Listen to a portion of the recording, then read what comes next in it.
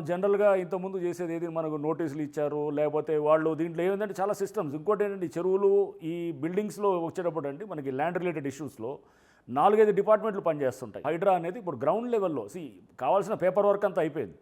Court కూడా ఏం చెప్పింది, ఎఫ్టీఎల్‌లో ఉంటే మీరు డిమాలిషన్ చేయొచ్చు అని చెప్పి కూడా చాలా స్పష్టంగా చెప్పింది.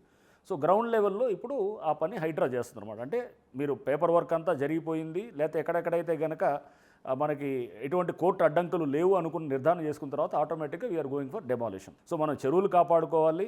చెరువులు కాపాడుకోకపోతే ముందు తరాలు లేదా భవిష్యత్తు చాలా మనకి చాలా ఇబ్బందికరంగా ఉంటుంది. ముందు తరాలు మనల్ని క్షమించరు.